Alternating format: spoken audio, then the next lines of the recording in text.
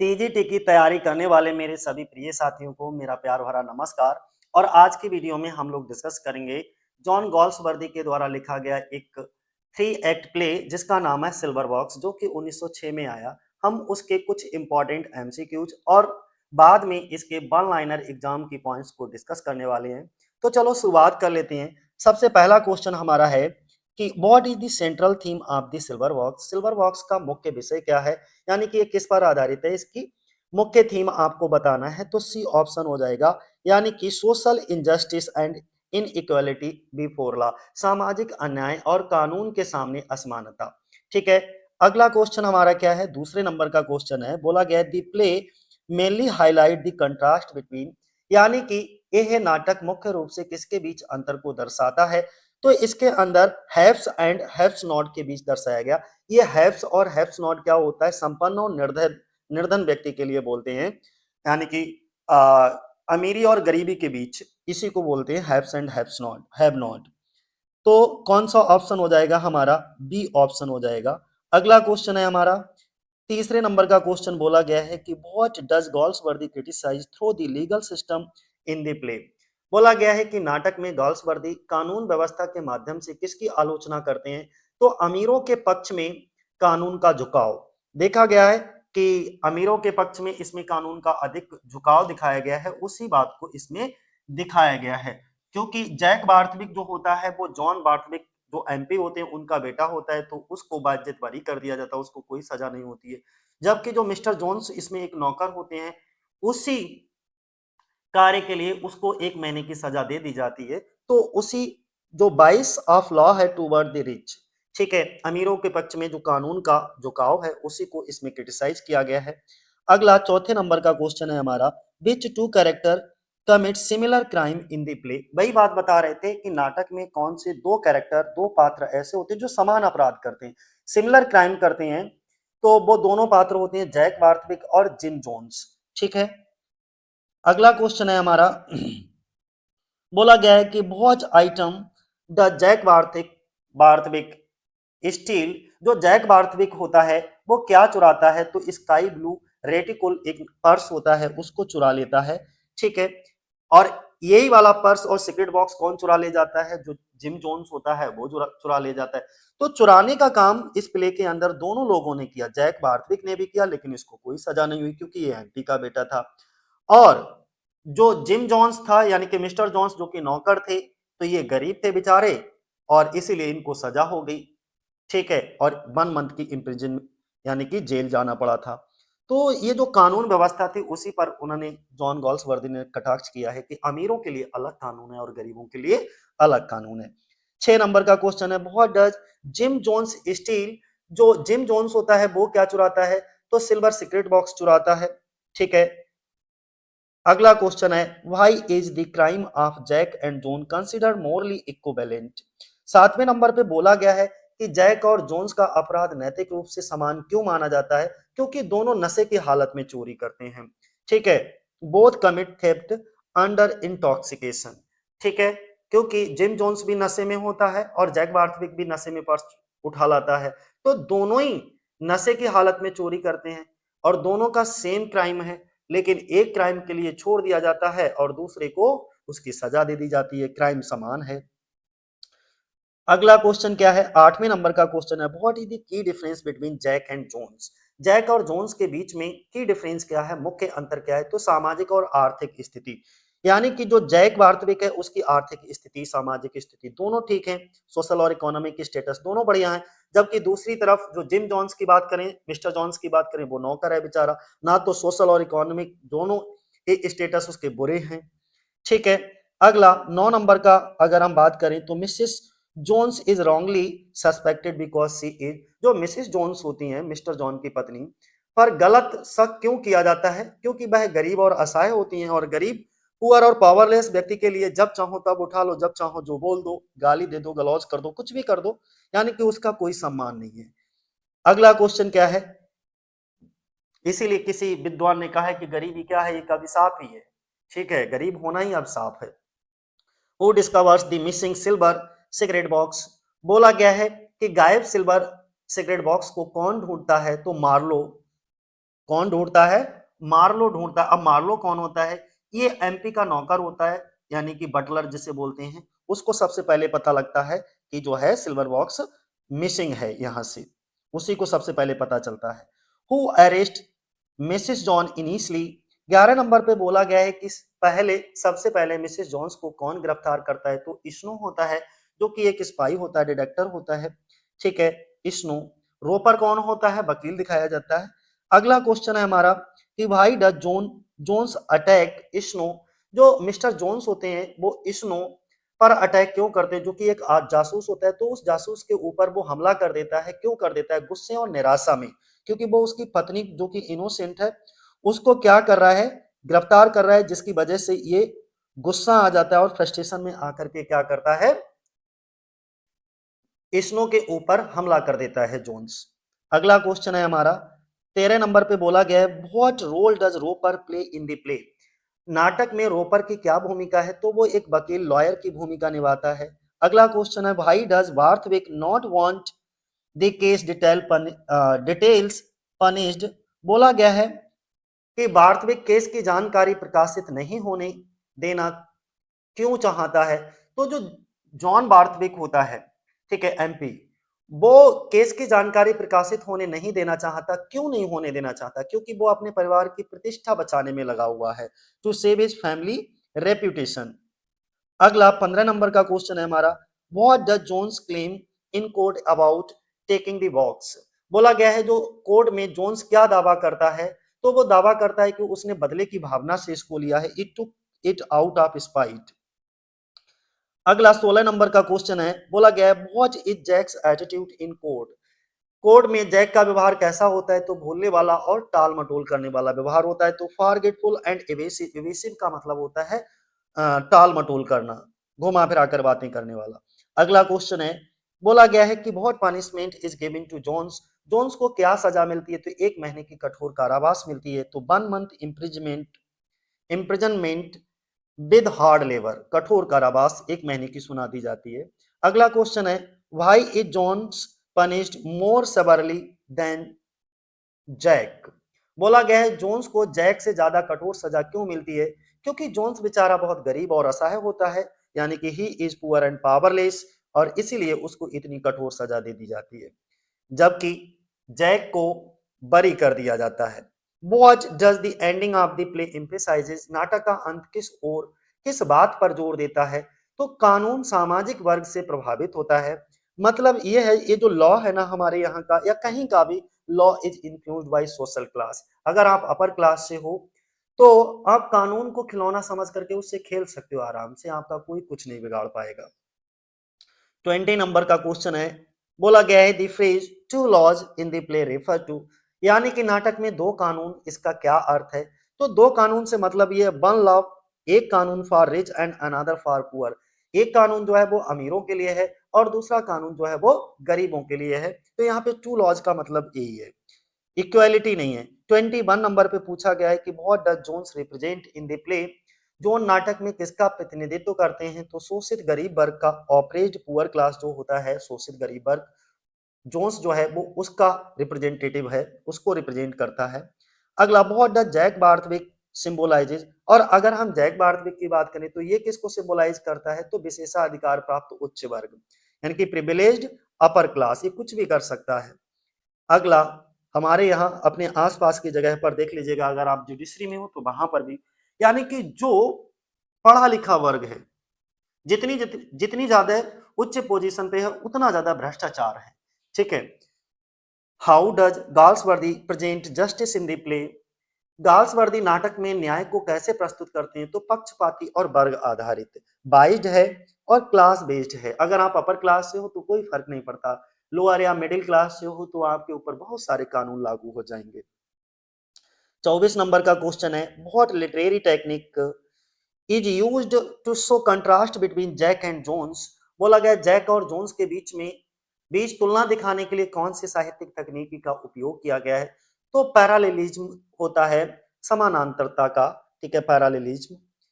अगला क्वेश्चन है 25 नंबर पे, बोला गया है कि what is the final message of the play, इस प्ले का अंतिम संदेश क्या है? तो समाज अन्यायपूर्ण कानूनों से विभाजित है, यानी कि society is divided by unjust laws, और ये सत्य है, इसको कोई नहीं बदल सकता।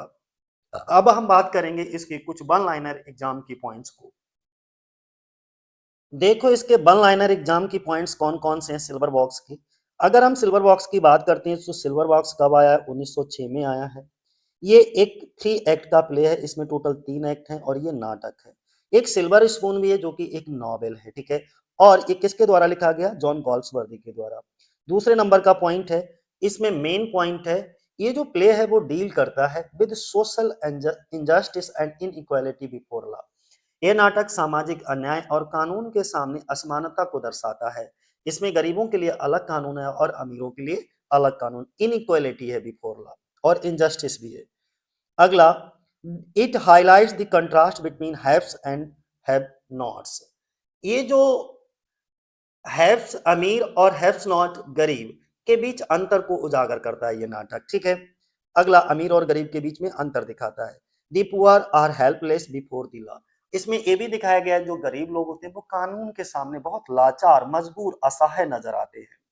अगला, पांचवें नंबर का पॉइंट है, दी play shows wise of law in favour of the rich. और नाटक में कानून का झुकाव अमीरों के पक्ष में दिखाया गया है जॉन गॉल्सवर्दी के द्वारा, ठीक है ना। अगला, कैरेक्टर एंड सिंबोलिज्म पर आधारित देख लीजिएगा। अगर हम जैक बार्थविक की बात करें तो ये कौन होता है, रिप्रेजेंट करता है द रिच प्रिविलेज्ड क्लास, यानी कि जैक बार्थविक अमीर विशेषाधिकार प्राप्त वर्ग का प्रतिनिधित्व करता है, यानी कि अपर क्लास से है। जिम जोन्स की अगर हम बात करें तो ये रिप्रेजेंट करता है poor oppressed class. Jim Jones गरीब और शोषित वर्ग का प्रतिनिधित्व करता है, ठीक है। अगला क्वेश्चन है, John Barthwick is a liberal MP, यानी कि मेंबर ऑफ पार्लियामेंट हैं जॉन बार्थविक, जो कि जैक बार्थविक के पिताजी हैं। मिसिस जोन्स की अगर हम बात करें तो 4 वुमेन यानी कि पुअर वर्किंग वुमेन दिखाई जाती है मिसिस जोमेन, कामकाजी महिला होती है, गरीब कामकाजी महिला कह सकते हो मिसिस जोन्स, और ये जिम जोन्स की पत्नी होती है। स्नो अगर हम बात करें तो स्नो एक डिटेक्टिव होता है, कौन होता है, ये एक डिटेक्टिव दिखाया जाता है, लॉ इन्फोर्समेंट का, डिटेक्टिव का मतलब होता है स्पाई, ठीक है। रोपर जो है वो जॉन बार्थविक का लॉयर दिखाया जाता है, वकील दिखाया जाता है। अब क्राइम एंड एक्शन की बात कर लेते हैं। अगर हम क्राइम एंड एक्शन पे बात करते हैं तो अपराध और कौन कौन से एक्शन यानी कि घटनाएं होती हैं उनकी भी चर्चा कर लो। Jack Barthwick steals a sky blue reticule purse. जो जैक बार्थविक वो होता है वो एक स्काई ब्लू रेटिकुल पर्स चुराता है। अगर हम जिम जॉन्स की बात करें तो steals a silver secret box, वो एक सिल्वर का सीक्रेट बॉक्स चुराता है, तो दोनों ने ही चोरी की। इसका मतलब क्या है, both crime are similar in nature, यानी कि दोनों का अपराध की जो प्रकृति है वो समान है, दोनों ने चोरी की है। Both crimes are committed under drunken condition, और दोनों अपराध जो है वो नशे की अवस्था में किए जाते हैं, ठीक है। तो सेम कंडीशन हो गई किसकी, जैक और जोन्स की। अगला, सोशल कंट्रास्ट क्या होता है। अब देखो सोसाइटी में किस तरीके का सामाजिक अंतर किस तरीके से पैदा हो जाता है दोनों क्लास के बीच में, एक अपर क्लास है एक लोअर क्लास है। तो the only difference is social and economic status. अगर मुख्य अंतर की बात करें सामाजिक अंतर में तो मुख्य अंतर केवल एक ही है कि केवल समाज और आर्थिक स्थिति का अंतर है और कोई अंतर नहीं है। यानी कि जो जैक बार्थविक है उसका सोशल स्टेटस अपर क्लास का है और मिस्टर जोन्स जो है वो बेचारे पुअर क्लास के हैं, लोअर क्लास से। Jack is rear rich so he escape the punishment. यहां पर क्या होता है, जैक जो है वो अमीर है और इसलिए सजा से बच जाता है, जबकि हम जोन्स की बात करें, zone is poor so he is punished, और इसीलिए वो बेचारा गरीब है और इसीलिए उसे सजा मिलती है। 19 नंबर पे अगर हम बात करें, दी play shows double standard of justice. इसका मतलब यह है कि नाटक के अंदर, प्ले के अंदर न्याय के दोहरे मानदंड रखे गए हैं, डबल स्टैंडर्ड दिखाए गए हैं, ठीक है। अब प्लॉट इवेंट की अगर हम बात कर लेते हैं तो प्लॉट इवेंट्स में क्या है। प्लॉट इवेंट में अगर हम बात करते हैं कि घटनाक्रम कैसे चलते हैं तो बोला गया जो Mrs Jones is wrongly suspected of theft. जो मिस्टर जोन्स की पत्नी होती हैं मिसेस जोन्स पर चोरी का गलत आरोप लगाया जाता है। Snow finds the cigarette box in Jones house, और जो स्नो होता है जासूस वो जोन्स के घर में सिगरेट बॉक्स ढूंढता है और प्राप्त भी कर लेता है। Jones admits the theft himself. Jones स्वयं चोरी का जो अपराध होता है उसको स्वीकार कर लेता है, हाँ हमने नशे की हालत में चोरी की। उसने कहा आपको जो भी पसंद हो जैक ने कहा आपको जो भी पसंद हो ले जाओ, तो हम सीक्रेट बॉक्स उठा लाए। अगला, Jones attacks is no adds to his crime. एक तो क्राइम चोरी का पहले ही कर चुका था, दूसरा पुलिस वाले पे हाथ उठा दिया, तो ये भी एक क्राइम हो गया। तो दो दो क्राइम कर बैठा बेचारा जोन, और उसे फिर बाद में 1 महीने की कठोर कारावास भी हो जाती है। तो जोन्स अटैक इश्नो, अब पुलिसमैन अरेस्ट जो, और इसके बाद पुलिसमैन जो होता है इश्नो, वो जैक को, सॉरी जोन्स को क्या कर लेता है, अरेस्ट कर लेता है, गिरफ्तार कर लेता है। अब हम पुलिस सीन में, कोर्ट सीन में पहुंच जाएंगे। अदालत का दृश्य क्या होता है। इन कोर्ट में Jones says he took the box out of spite. वो ये मानता है अदालत में, जोन्स कहता है कि उसने बॉक्स को बदले की भावना से लिया। अगला, जैक डिनाइज और फॉरगेट्स द इंसिडेंट। उधर जो जैक बार्थविक होता है वो घटना को नकारता है या भूल जाने का दावा करता है कि मुझे कुछ भी याद नहीं, क्योंकि मैं उस समय नशे की हालत में था। Roper questions Jack in court. जो रोपर अदालत में जैक से प्रश्न करता है। 28 नंबर पे, Barthwick try to protect his son's reputation.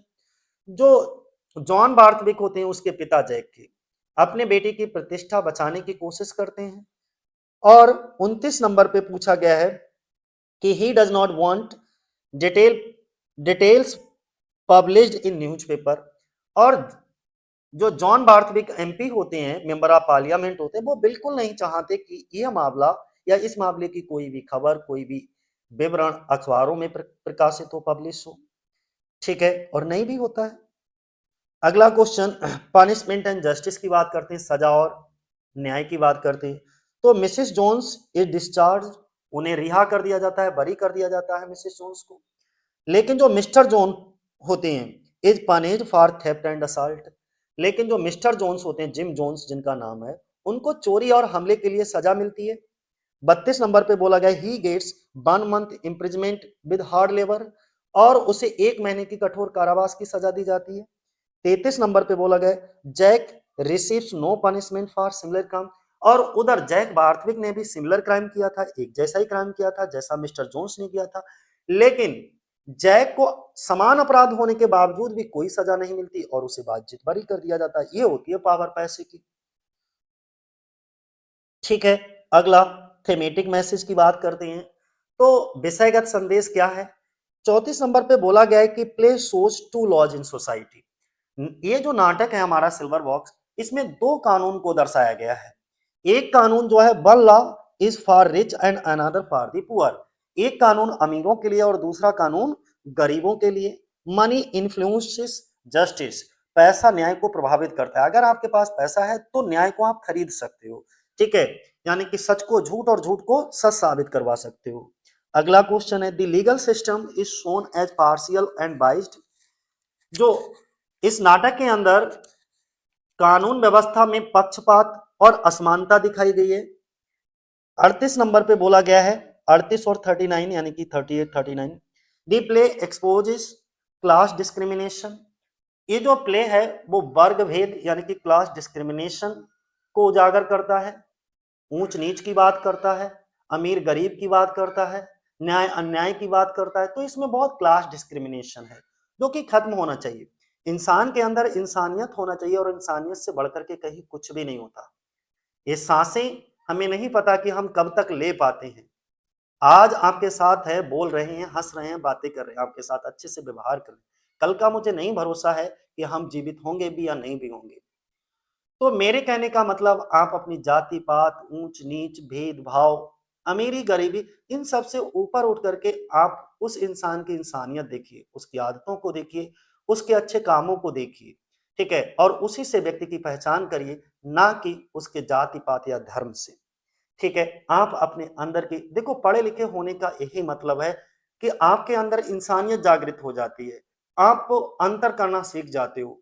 कोई कुछ भी बोल देता है, उस पर आंख बंद करके भरोसा नहीं करते, आप अंधभक्त नहीं बनते, आप अपना दिमाग यूज करने लगते हो कि आखिर इसने ऐसा कहा तो क्यों कहा, इसके पीछे इसकी क्या मानसिकता है, क्या ये हमको भड़काना तो नहीं चाह रहा है। तो बहुत सारी चीजें जब आप अपने दिमाग में लेकर के क्वेश्चन करना शुरू कर देते हो, तो आपके अंदर रियलिटी सामने नजर आने लगती है कि सही क्या है और गलत क्या है, अच्छा क्या है और बुरा क्या है। अगला क्वेश्चन क्या है, it criticises hypocrisy of upper class society. ये उच्च वर्ग के पाखंड तुमने देखा होगा हाइपोक्रेसी यानी कि दिखावटीपन होता है, पाखंडवाद होता है, इसकी आलोचना करता है। फाइनल मैसेज इस प्ले के अंदर क्या दिया जाता है? ये दिया जाता है the play proves the same crime but same punishment नहीं है। ये नाटक ये सिद्ध करता है समान अपराध तो किया है लेकिन समान सजा नहीं मिली। अगला, it reveals unfair advantage of wealth. ये धन के अनुचित लाभ को भी उजागर करता है। अगर आप धनी हैं, आपके पास पैसा है, तो कोई भी आपको वो अनुचित लाभ दे देगा। Justice is not equal in society. समाज में न्याय जो है वो समान नहीं है। 43 नंबर पे, the poor suffers due to lack of power and influence. जो गरीब लोग होते हैं वो शक्ति और प्रभाव की कमी के कारण पीड़ित होते हैं, दुखी होते हैं। और 44 नंबर पे बोला गया है, क्या बोला गया है? The play is strong social critical of legal inequality. यानी कि ये जो नाटक है वो कानूनी असमानता की एक सशक्त सामाजिक आलोचना है। और जितना पढ़ा लिखा वर्ग होगा वो इस तरीके के सिस्टम में व्याप्त भ्रष्टाचार का, यहाँ के भ्रष्टाचारी नेताओं का, ठीक है, सबका खिलाफ वो लिखते ही हैं, क्योंकि उनकी ये प्रवृत्ति बन जाती है, क्योंकि उनके अंदर इतना टैलेंट आ जाता है कि अन्याय उनको नजर आने लगता है, यानी कि वो सामान्य दृष्टि से कहीं ऊपर हो जाते हैं और तब वो इस करप्शन के खिलाफ, सरकार के खिलाफ बोलना शुरू कर देते हैं। ठीक है, तो आज के लिए इतना ही, फिर अगली वीडियो में देख मिलते हैं आप लोगों से।